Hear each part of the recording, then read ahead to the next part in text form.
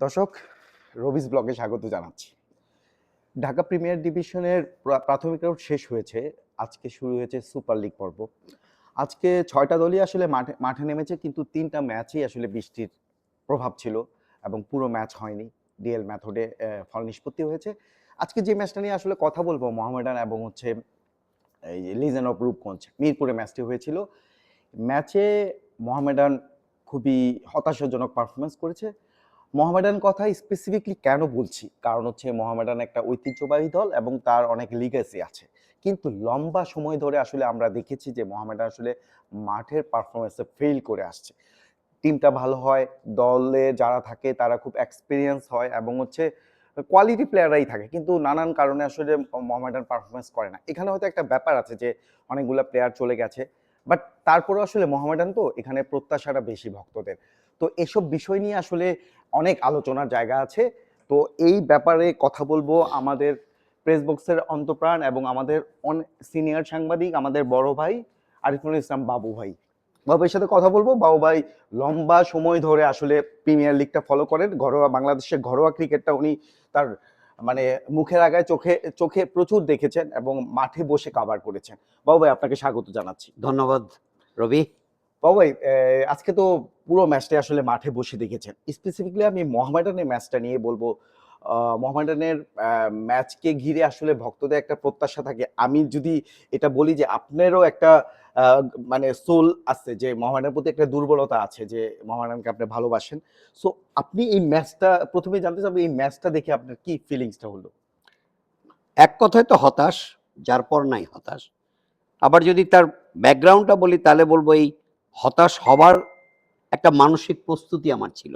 But Mohammedan ওই ১০০ রানে ৭ wicket হারাবে, শেষ পর্যন্ত ৯ উইকেটে হারবে, সেই রকম মানসিক প্রস্তুতি ছিল না। বাট কেন যেন আমার মনে হচ্ছিল, কেন যেন না, যৌক্তিক কারণেই মনে হচ্ছিল মোহামেডান হয়তো লিজেন্ড অফ রূপগঞ্জের সঙ্গে পেরে উঠবে না। আপনি জানেন এটা নিয়ে বিস্তর লেখালেখি হয়েছে, টিভিতে প্রতিবেদন প্রকাশিত হয়েছে, অনেকে অনলাইনে লিখেছেন এবং আমরা ইউটিউবেও দেখেছি অনেক, ইভেন সামাজিক যোগাযোগ মাধ্যমে, যে নিয়মিত ক্যাপ্টেন তামিম ইকবাল নেই। তিনি তো এখন আসলে আমি মনে করি যে খেলার কন্টেস্টে তামিমকে বাইরে রাখাই ভালো, কারণ ওরকম একটা ম্যাসিভ হার্ট অ্যাটাকের পরে তামিম সহসাই মাঠে ফিরবেন এটা ভাবাটাও আসলে একটা অমূলক। তো তামিম ইকবাল বাদ, তার জায়গায় যিনি অধিনায়ক হয়েছেন তহিদ হৃদয়, তিনি অখেলোয়াড়ের চিত আচরণের কারণে, সোজা কথা ডিসিপ্লিন ভঙ্গ করার কারণে সাসপেন্ড।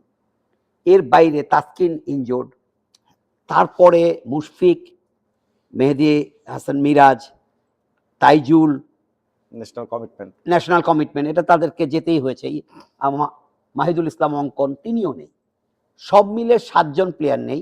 ব্যাকআপ প্লেয়ার ছিলেন যে পেস বোলার ইমন, আন্ডার 19-এর, তিনিও আন্ডার 19-এর রেসিডেন্সিয়াল ক্যাম্পে রাজশাহী চলে গেছেন। হয়তো ক্যাম্পটা ঢাকায় চললে তিনি ম্যাচ দিতে এসে খেলতে পারতেন।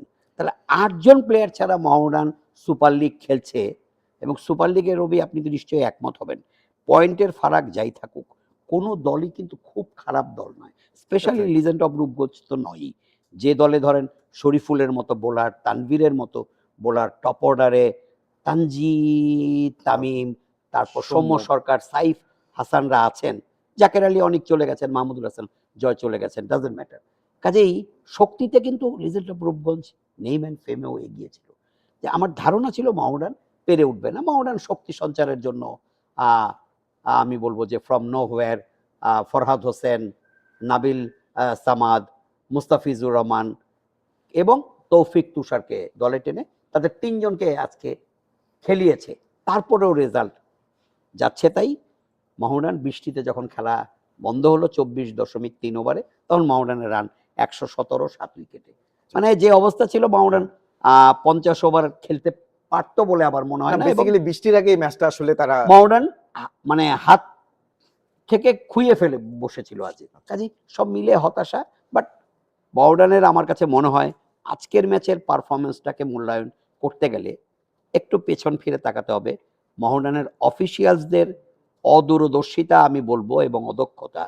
তারা যখন টিম করেছে, দেখেন আজকে রবি আবাহনীর দিকে যদি তাকান, আবাহনী কিন্তু মাফিজুর, রাব্বি, এই আরো জুনিয়র প্লেয়াররা, তারা কিন্তু দলকে টেনে নিয়ে গেছে।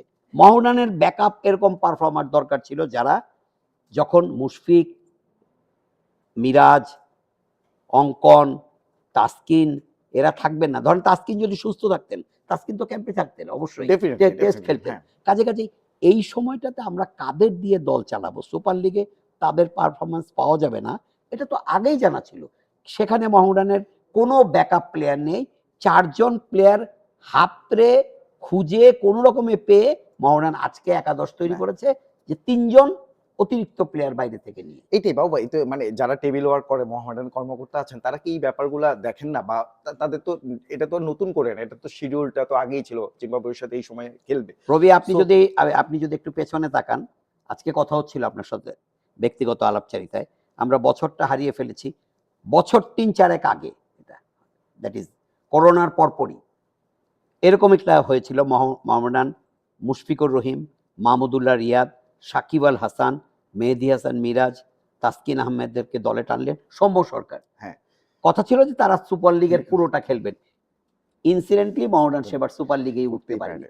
এই যে ব্যাপারটা, এখানে হয়তো বলবেন কর্মকর্তাদের দোষ কোথায়, তারা ভালো টিম করেছেন, তারা কি ভেবেছিলেন সেম টিম সুপার লিগে উঠতে পারবে না?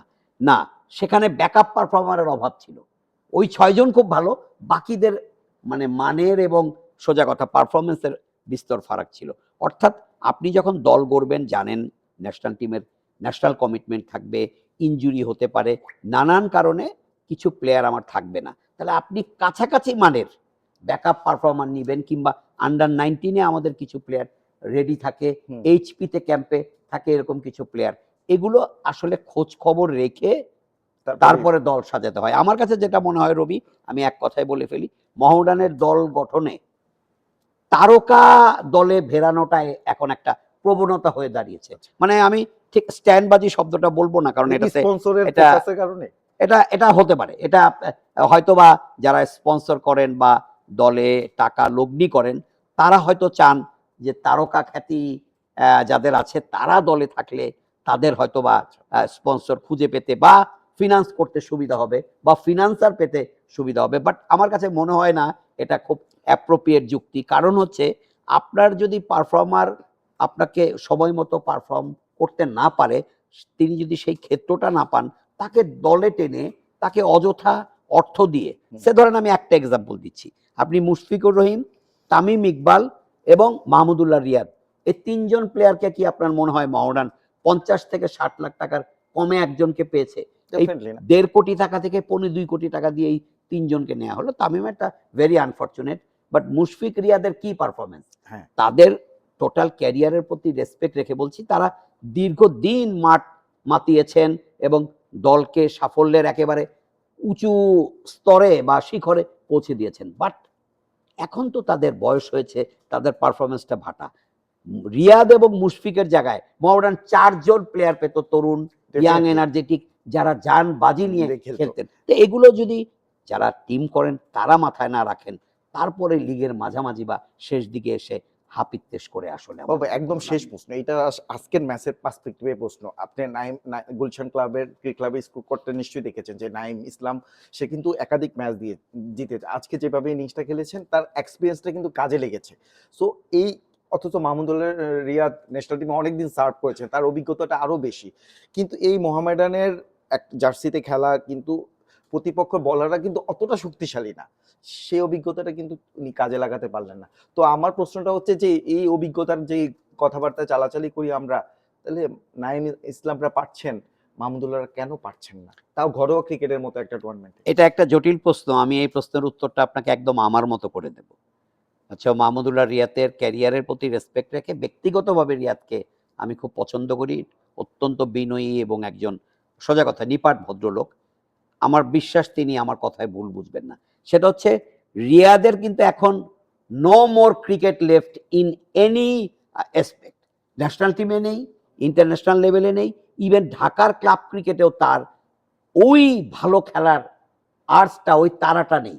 এখন নাইম ইসলাম যেহেতু কোনো পর্যায়ে খেলেন না, ইভেন বিপিএলেও তিনি সেইভাবে সুযোগ পান না, নাইম ইসলামের কিন্তু এখনো ঢাকার প্রিমিয়ার লিগটাই হচ্ছে অ্যাজ এ ক্রিকেটার তার টিকে থাকার লড়াই। তো মানুষ যেটাকে বেস করে টিকে থাকতে চায় হ্যাঁ। সেটার প্রতি তার Focus. কমিটমেন্ট, ডেডিকেশন এবং ফোকাসটা বেশি থাকে। দ্যাটস ওয়াই নাইম ইসলামের মতো প্লেয়াররা, ইলিয়াস সানির মতো প্লেয়াররা, আরাফাত সানির মতো প্লেয়াররা এখনো পারফর্ম করেন, কারণ ঢাকা লিগটাই তাদের আসলে আমি বলবো যে ঠিক রুটি ব্রেড রুজি এন্ড বা- বাটার হ্যাঁ। বলবো না পুরোপুরি, বাট তাদের ক্রিকেটার সত্তাটা টিকিয়ে রাখার মূল ক্ষেত্রই হচ্ছে ঢাকা লিগ। মঞ্চ আর কি। দ্যাটস ওয়াই তারা আচ্ছা। ভালো খেলার তাড়না অনুভব করেন এবং মাঠে ভালো খেলেন।